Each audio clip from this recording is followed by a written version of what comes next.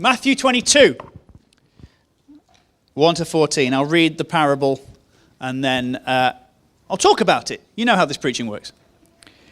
The parable of the wedding banquet.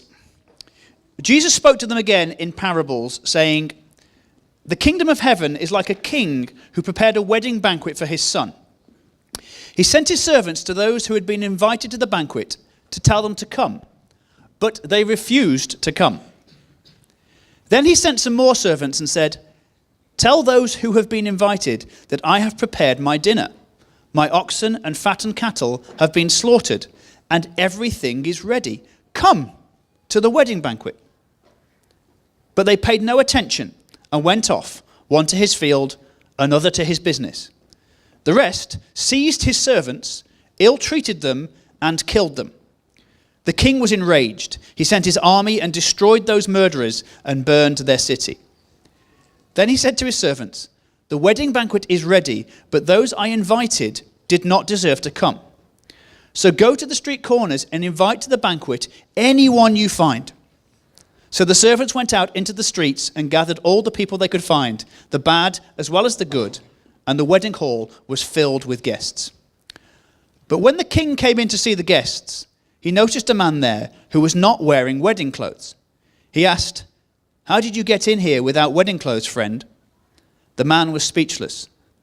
Then the king told the attendants, 'Tie him hand and foot and throw him outside into the darkness, where there will be weeping and gnashing of teeth.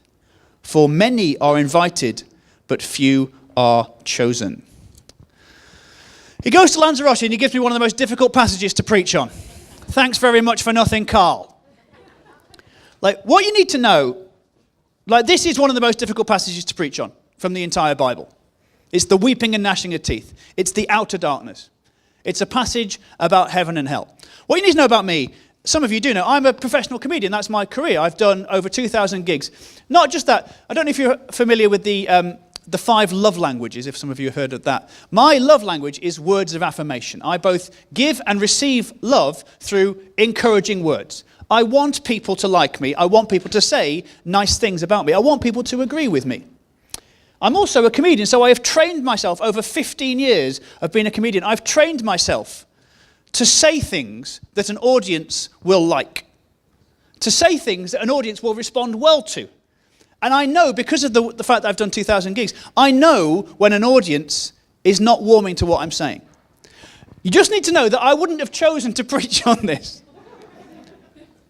This is not my go-to passage. But we're talking about truth here. We're talking about the truth. And what you need to know is there will be bits of this, because there's bits of this passage that you won't like. Some of you won't like. And there's bits of it that I might not like. But the job of a preacher is not the job of a comedian. I'm not trying to entertain you. The job of the preacher is to tell the truth. I've got to preach on what I think this actually says and what it actually means. And I also believe that actually by the end we'll be convinced that the gospel is still amazing and it's good news. It's really good news. But I just want to kind of let you know that, again, I'm not jubilant about talking about weeping and gnashing of teeth. And so it's okay, if you don't like all of this, it's okay if you don't like me, because it's not about me. This is about God. This is about truth. This is about people's eternal destiny. Is that okay? Yeah. Can you feel the tension in the air? I know I can. 3 years ago today, I got baptized. I've been a Christian for 15 years, but I got baptized 3 years ago because I just decided that it was time.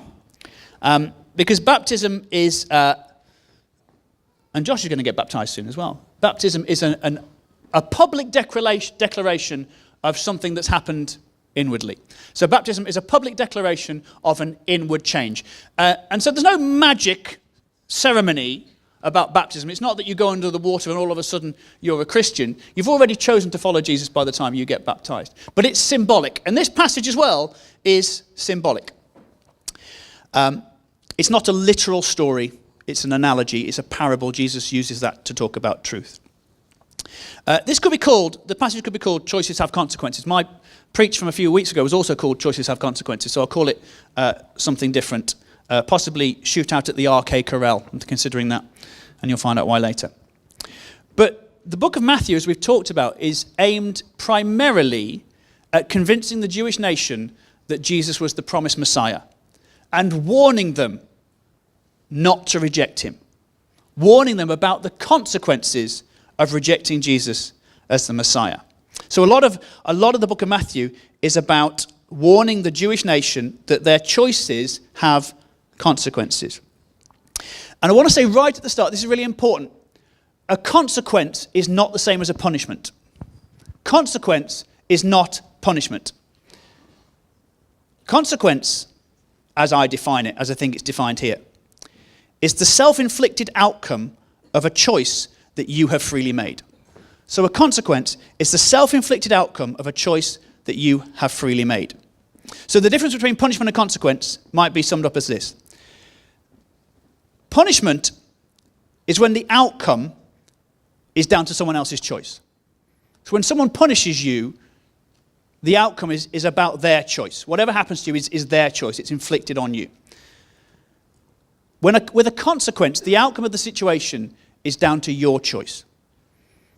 And the difference here, and this is what this passage is about, it's actually not about punishment. It seems to be on the surface to be about punishment. It's actually about consequence.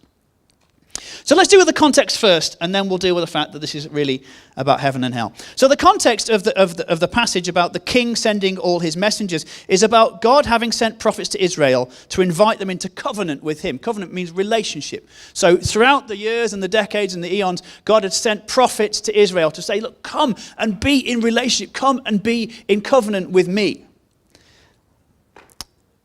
And then it talks about the reality of the mistreatment of these prophets. These messengers had been killed, abused, ignored, mistreated.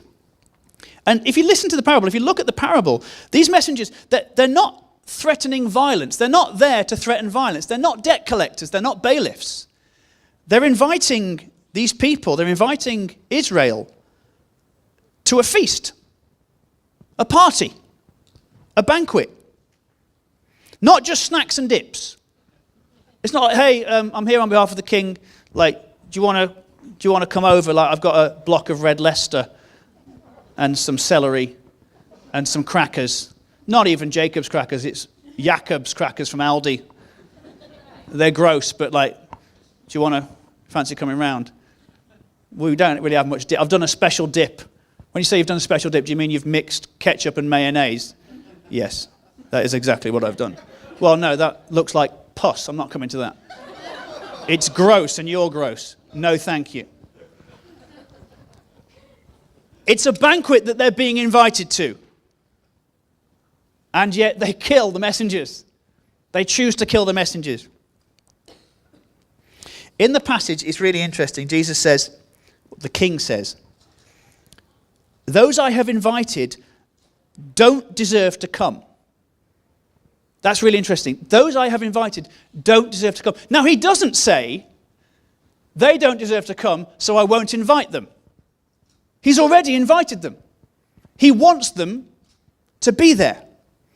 So what does it mean they don't deserve to come? What are we talking about when we say they don't deserve to come? Because he's already invited them. He wants them there. What this comes down to is entitlement. This passage, this parable, is about the entitlement of the people who are being invited. The Jewish nation, the nation of Israel, believed that they were God's chosen people. And they were God's chosen people. But with that, they took upon it a sense of entitlement. Like, we don't have to do anything. We don't have to choose anything. We are the chosen. It's us. We've won the X Factor. Just by being born where we are and when we are the chosen. They had that real sense of entitlement. But they're missing the point. And that's what Jesus says at the end. Like that last sentence, many are called but few are chosen. We think about that like the X Factor, like it's a boot camp. Like, everyone's auditioning. Everyone can come and audition, and then I'll pick a few to go through to boot camp, and they'll form a boy band, and they'll do a number one album, and then no one will know who they are in 2 years' time. That's not what Jesus is saying. Jesus is saying there are a group of people who believe that they are chosen, are entitled. They believe that they are entitled to relationship with God. But actually, many are called. It's not just for them, because everyone is invited. Does that make sense? It's not, come in and let's audition you and then I'll pick a few. No, I'm picking all of you. It just happens that there's a few of you who think that you are there just on right. And actually, you don't have a lot of rights when it comes to God's eyes. You have a right to become a child of God. That's your major right. And that's on offer. But you've got to say yes to that. And this is where it starts to look like good news, because actually, the king in this is not saying, come based on your performance. You're not worthy, but you're worth it. I'm inviting you because you're worth it, not because you're worthy, not because of anything you've done or haven't done. Just come to the banquet. Grace means, the Christian idea of grace is quite a unique thing. Grace just means undeserved favor. Not as in doing someone a favor they don't deserve, but favor, preferential treatment that you haven't done anything to earn. That's what grace means. And this is the concept. The people I've invited don't deserve it, but I've invited them anyway, because that's what grace is. It's favor that people haven't asked for and people haven't earned. Grace means undeserved favor. Exactly right. As long as it's not Jacob's. So you're not worthy, but you're worth it. But you've got to choose. You've got to choose to come to the banquet. And this is what the king's saying. Like you've actually got to make it. It won't come to the banquet is not where you are. It's where he is. And you've actually got to come into that banquet. You've got to come into that relationship. You have to make the choice to come to the banquet. The party isn't where you are. It's where he is. For instance, Johnny Boston's here today. Where's Johnny Boston gone? If Johnny Boston said to me, Andy, next week I'm going to Holland. There's a massive, amazing clog-making festival. And there's other stuff as well, but it's mainly clog-making festival. And they help you design your own clogs and they make it for you, and you get to keep the clogs. And I thought you'd like to come, so I've bought you a ticket. It's £5,000, but I've paid it for you. And I've got you this ancient, weird Dutch native outfit for you to wear. Do you want to come? I would almost certainly say, no, thank you, John. I don't like clogs. I don't want to come to Clogfest 2019. I don't care if it is the best clog festival in the world. How many can there be, really? What I couldn't then do is enjoy the fullness of Clogfest. I wouldn't be there to enjoy the beauty of a 5-day clog festival. And when John came back with his lovely pair of clogs on this floor as well, imagine that. And everyone was gathering around and saying, John, those are amazing clogs. Yeah, I got them from Clogfest 2019. It was amazing. Probably the best time of my life. Better even than getting married to Maria. I'm just imagining this is what he's going to say. You don't understand how good Clogfest is, though. You don't understand. I might then feel incredibly jealous about missing out on Clogfest. But what I couldn't do is say, well, that's not fair. I wanted to go to Clogfest. Because actually I had the opportunity. John paid £5,000 for my ticket. Thank you, John. I appreciate that. I will go next year. The consequence is a result of my choice. I am free not to go to Clogfest. I spent a bit longer than I expected talking about Clogfest. But I don't regret it. And I'll take the consequence of that. You're not going to Clogfest. So here, what's also good here is that there's this banquet. There's not limited space. The king says, go and invite anyone. Anyone who will come, bring them in. Anyone who will come. This is unlike my wedding. When I got married, we were so excited. We didn't know what a wedding would cost. We didn't know how expensive weddings were, so we invited everyone. I don't just mean everyone we were close to, I mean everybody. Like people in the middle aisle at Aldi, I invited them. I had an old school teacher called Mrs. Jones, I invited her. Twitter, I invited Twitter at one point. Like everybody on Twitter. Chris Akabusi RSVP'd. That's how exciting it was. Honestly, we had room, we had money for about 100 people, and we'd invited about 200 people. And what that meant was that we were forced to come to a position where we started to get excited when people dropped out. Like, we loved it when people became ill and couldn't come. Like, one of my best mates rang me up. His girlfriend of 3 years had dumped him. And that meant that he wouldn't be bringing a +1 to the wedding. He was absolutely devastated. I was so excited. I was like, yes, come on! I mean, I'm sorry for your loss, but this is brilliant. Let's save me 25 quid. That's not what's happening here. This is not about limited space. The king is inviting everyone. Everyone is invited. Everyone is welcome. Come to the banquet. So already that's sounding better than it seems on first reading. The superficial reading is not as bad as it seems. However, we're not out of the woods yet, friends. Because it's still the case. The king is saying, and Jesus is saying, it's still the case that there will be people who aren't at the banquet. There will be people who are not at the banquet. There will be people who are outside in the dark. There will be people who are expecting to be in the banquet, who are outside in the dark. People who thought they were chosen, who had a sense of entitlement, they will be outside. And here we are, face to face, facing down the concept of heaven and hell. At this point, we need to take a deep breath. We need to relax. We need to understand that the words heaven and hell have been so overloaded with imagery. Like, so overloaded with imagery, most of which is false. So what I want to do is to try and strip away the words heaven and hell and talk about them in different terms. But yes, we are facing now the concept of heaven and hell. This is what we're going to talk about. I asked Twitter again, actually, not inviting them to a wedding this time, but I wanted to get an idea what people thought when I said heaven, what people thought when I said hell. So I just asked Twitter, heaven is and hell is. And I texted some people as well. Just fill in the blanks. Heaven is, hell is. And these are some of the responses I had. So first of all, heaven is fluffy white clouds. That was one. Eternal bliss. Fair enough. Harps. Someone just put harps. Heaven is harps. Heaven is free childcare. Heaven is an all expenses paid clog making festival. These are anonymous, by the way. And then hell. Hell is where bad people go.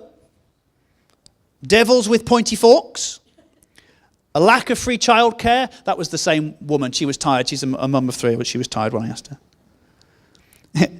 Hell is finding a tub of ice cream in the freezer and opening it to discover that it's frozen soup. That was one.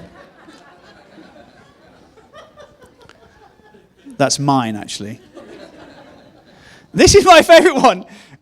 This is like, of all the things that hell could be, someone put, hell is walking down a long corridor with someone you know coming the other way and working out how to time your, hey, how you doing greeting. Like, why is that the thing?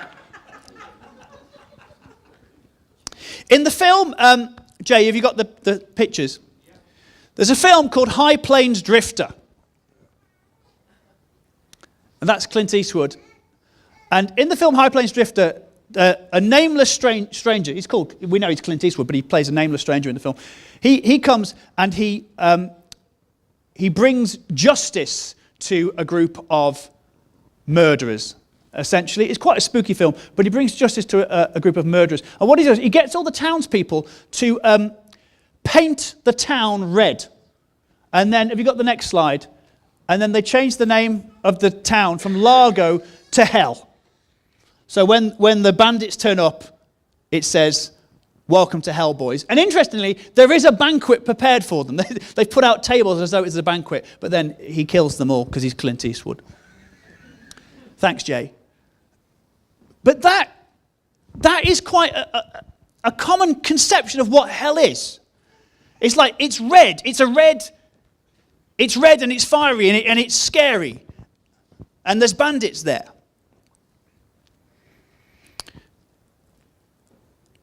Certainly, for most people, when we hear the words heaven and hell, heaven seems overly sanitized. The idea of heaven, harps and angels, it seems overly sanitized. And it seems dreamy, but in a really boring way. And hell seems just, frankly, brutally unfair. The concept of hell to most people seems brutally unfair. A place of fire where God sends people to be punished. I want to suggest, because I think it's the biblical idea, that hell is neither fiery or a place where God sends anyone to be punished. The sending and the punishment, I think, are false concepts. We don't know, and this is where we need some nuance, we don't know what heaven is and what hell is. The Bible is not clear on what heaven is and what hell is. We need nuance because it doesn't mean that it doesn't say anything. The Bible does say plenty of stuff about consequences, plenty of stuff about choices having consequences. But when people say, the Bible is clear that hell is a lake of fire, no, I'm sorry, it's not actually. The Bible is not clear. It might be that, but it's not clear, and I think deliberately unclear. The Bible is not clear exactly what heaven is and exactly what hell is. It doesn't mean it doesn't say anything. So instead of heaven and hell as overly loaded terms, can we think about this? Instead of heaven, can we talk about the presence of God? And instead of hell, can we talk about the absence of God?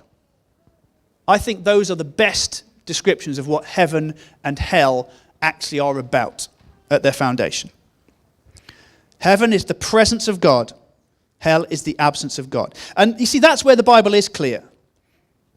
The Bible is clear that there is a loving God inviting you into his presence. Psalm 16 or Psalm 18 verse 11 says, "In his presence is fullness of joy." Fullness of joy exists, and it's in his presence. The Bible is clear about that. The Bible is also clear that there are people who are rejecting that offer. There are people who will reject the offer of God's presence. And the consequences of that choice are horrendous. The consequences of that choice will be horrendous. And I don't like it, and you don't like it, but I think the Bible says that that is the case. And see, that's the problem, particularly for a non-believer. For a non-believer, someone calls himself an atheist or just a non-believer, that idea seems to massively undermine, undercut, and deny the idea of a God of love. The idea that there is a place of horror separate from God, that God will allow people to be in a place of horror, of torment, separate from him. That seems very difficult, and that seems to undermine the Christian idea of a God of love. So let's deal with that. Let's hit it head on. Within the Christian worldview, there are three schools of thought on what hell is, what judgment is, what happens after death. The first school of thought is universalism. By the way, of these three, only one of them is a problem if you're an unbeliever. Of the three potential things that happen after death in terms of judgment and consequences, only one of them is a problem if you're an unbeliever. The first one is universalism. Universalism is the idea, Christian universalism, is the idea that because of the cross of Christ, ultimately everybody will be saved. That's what it means for every knee to bow and every tongue to confess. Because of the cross of Christ, everybody will be saved. That's universalism. Even people who reject it will somehow find themselves at the banquet. Now, that is the minority view, and I don't think Scripture talks about that. I hope it is true. Of course I do. Of course I hope that's true. And on that one, like if you're a non-believer, if you're an atheist, on that, you get way more than you're expecting. Because you're expecting extinction, actually you get a heavenly banquet for eternity. So on that one, it's way better. Even rejecting Jesus is way better than you thought it was. The second view, the middle view, is called annihilationism. Annihilationism is the idea that you are allowed to reject the presence of God, and he won't force you into his presence, because love can't be given under duress. But because he loves you so much, he would not force you to have an eternity separate from him. He loves you so much, he knows the consequences of your choices, but he would not force you to be in eternity without him. And so you will just cease to be, you'll cease to exist. Now, personally, that's my view. I know that's Carl's view as well. We're not saying we're definitely right, but we would go for annihilationism, the idea that you can reject Jesus, and at the moment where you cease to be, you will know at that moment what you've missed out on. You will know that you're missing out on that banquet. So it's not good news for you, but at least you get what you expect on that. You get what you hope for. You hope for extinction if you're an atheist, and you get it. The only view that's a problem, the big view, is the view called ECT, eternal conscious torment. Torment doesn't mean punishment. It's not devils with forks. But this is the only view that's a problem for you if you're an atheist. And so let's just assume that that's true. For now, let's assume that that is the case. That for those people who reject the offer of Jesus, the consequence is eternal separation from him. That sounds bad, and is bad if it's true. One thing to say, it's not just Christians who are the party poopers here, by the way. If I'm a Christian believing in eternal conscious torment, and you're an atheist, we are both downgrading each other's expectations of what happens after death. So you're expecting extinction, and I'm saying, no, sorry, mate, much worse than that. You're going to go on forever with the absence of God.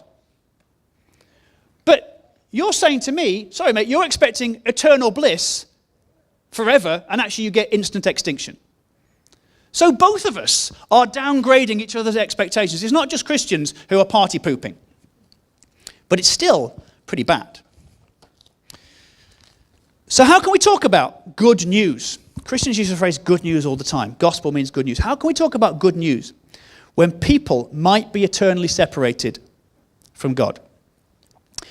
How can we talk about good news when people might be eternally separated from God? Now, that bit obviously isn't the good news. That's not the good news. But the Christian story is good news in context. Because good news is only good in context to the other news being bad.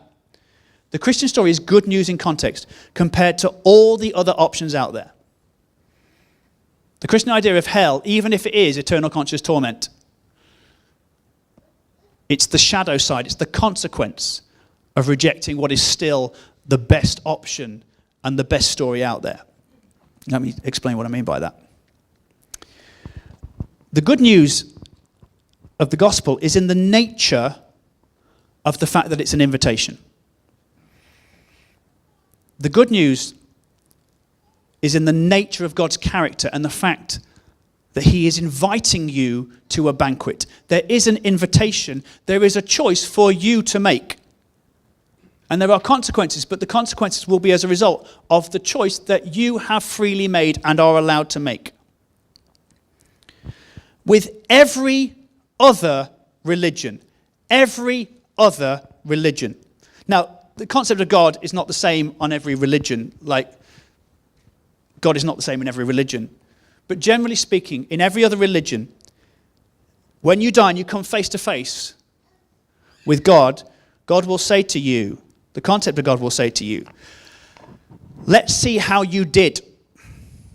Let's see how well or how badly you did. There's no invitation there. That's not an invitation into relationship. That is an appraisal, a disciplinary hearing, a court-martial. And if you don't pass, you're punished. That's punishment. You have no choice. It will be decided if you've done well enough, and if not, you will be punished. and you won't have a choice in the matter. Every other religion, every other worldview, that's bad news. If you come face to face with Jesus, when you come face to face with Jesus, he won't say to you, let's see how well or badly you did. He will just say to you, who do you say that I am? Who am I to you? Who's the king? He'll say, who's the king? And at that point, you will have a choice, and you will say one of two things. You will say, you're the king, Jesus. You're the king of the universe. You're the king of my life. I want to come into the banquet, and I want to be in your kingdom. I accept there can only be one king. There can only be one king in your kingdom, and I'm prepared to bow the knee to confess that you are the king. I want to come in. I want to have that fullness of joy that you offer in your presence. And he'll say, let's get something to eat. Or you will say, sorry, mate, I'm the king. I'm the king of my life, Jesus. I'm the king, not you. I have control of my life. I am in charge. And at that point, Jesus will say to you, very well, your majesty, your will be done. And he will leave your kingdom. And this is where the Christian view of hell, even if it's eternal conscious torment, can still be seen as good news for people who don't want Jesus. Because you will get your kingdom. And you will get to keep it forever. You can keep your crown forever. The problem is this, and this is where the weeping and the gnashing of teeth comes in. When Jesus goes, other stuff goes as well. The Christian view is that Jesus Christ is not the allocator of love and hope and joy and peace and purpose. He's not the allocator of these things. He is the source of these things. He does not assign love and joy and hope and peace. He is them. And when he goes, they go as well. He is the source of love and light and life. And when you say, leave my kingdom because I'm the king, he will say, very well, your majesty, your will be done. And he will go. But love and light and life will go with him. If you turn your back on love, you will get disconnection. If you turn your back on life, you will get death. You turn your back on light, you get darkness. You turn your back on joy, you get despair. You turn your back on hope, you get futility. That sounds a lot like hell to me. Jesus is the source of these things, and he will leave you alone to be the king or the queen of your own life forever. But you can't keep the things that are his, because they're not just gifts, they're aspects of his nature. He is love, joy, hope, peace, light, life. And when he's not there, those things aren't there either. You get death, destruction, despair, desolation, darkness. But that's the consequence. You see, that's the difference. There's no punishment there. He's actually treating you like the king that you want to be. People say, God wouldn't, I'm not a Christian, I don't believe, but, I've come to my conclusion, honestly, and God wouldn't punish me for not believing in him.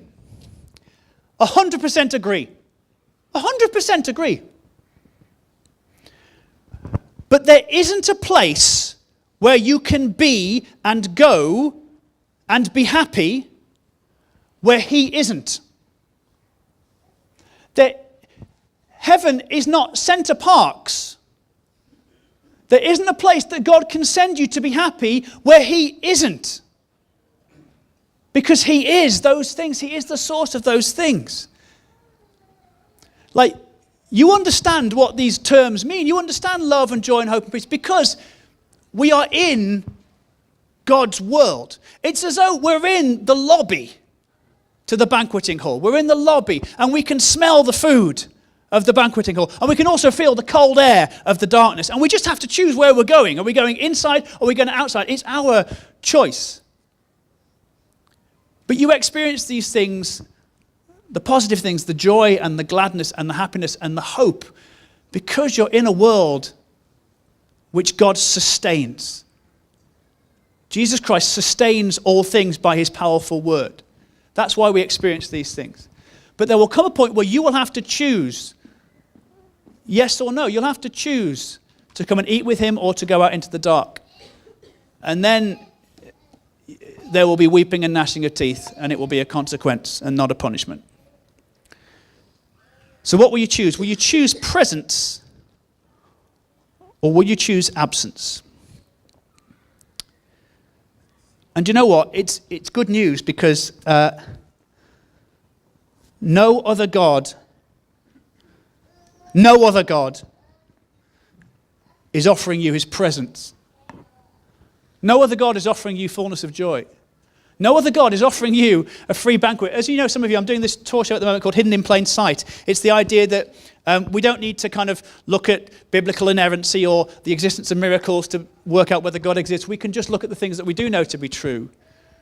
That we love unconditionally, we want to be free, we want purpose. There's certain things that are hidden in plain sight, and they point us, they are signposts to something. And the conclusion of the show is actually those things only make sense if Jesus is true. And so I was doing this show in Bath, and it was a really good show, and this guy came up to me, a practicing Buddhist guy, really nice. He'd had a few drinks, and he came up to me in the bar afterwards. He said, "Mate, I love the show. I just didn't like the bit at the end where you talked about Jesus being the only way." I said, "Well, I didn't actually say that Jesus was the only way. I said that Jesus is the only one who makes sense of what you know to be true about yourself." He said, no, you see, because I think that's really exclusive. I think there's many ways to the Lord. I said, "Great. Who is this Lord? Tell me who this Lord is. Tell me about him. What is he like?" He said, "Oh, yeah, no, great. He's love and joy and peace."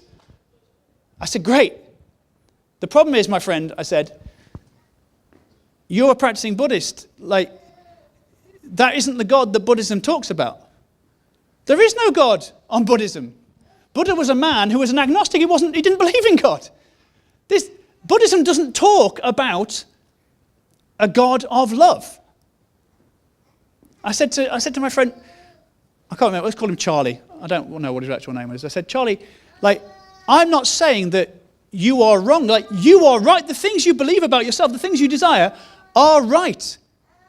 It's not you that's wrong. It's your worldview that's wrong. Because your worldview doesn't agree with you." He said, "Yes, it does." I said, No. You agree with yourself, but we all agree with ourselves. Your worldview doesn't allow for a God who is love and joy and hope. Mine does. My worldview does."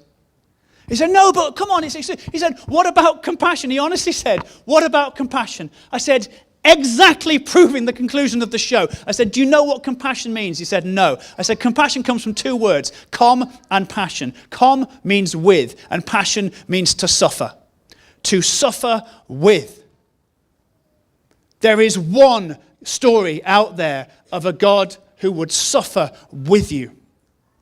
It doesn't exist on Buddhism. It doesn't exist in Islam. It doesn't exist in Hinduism. The Jedis don't believe in it.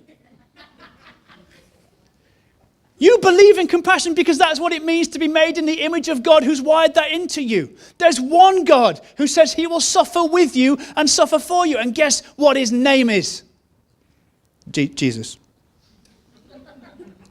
These things are signposts. These things that we know to be true, they are signposts. They are signposts to a banquet which is free, but you've got to choose to come to it. I told you that we're very nearly finished now. I told you that 3 years ago today I got baptized, and I was worried because I didn't really feel like I'd had a testimony to share. You've got to share testimony at baptisms. And I'd always believed in God. I'd never been an atheist. I'd always believed there was someone out there bigger than me. Being raised in the 90s, I assumed it was probably Pavarotti, but I knew there was someone out there bigger than me. And so I was worried I didn't have this great testimony to share. And then the night before my baptism, I started realizing that actually maybe I did have stuff to share, because it might surprise you to know, like alienated all of my friends from school and all of my friends from university in 2 separate attacks by being incredibly aggressive, incredibly self-destructive, a massive loose cannon. And I'm not like that now. And so something has changed. And I realized it's not that I had suddenly stopped being a bad person and become a good person. What changed was that someone came to invite me to a banquet, and I said, yes, please. I'd like to go to that.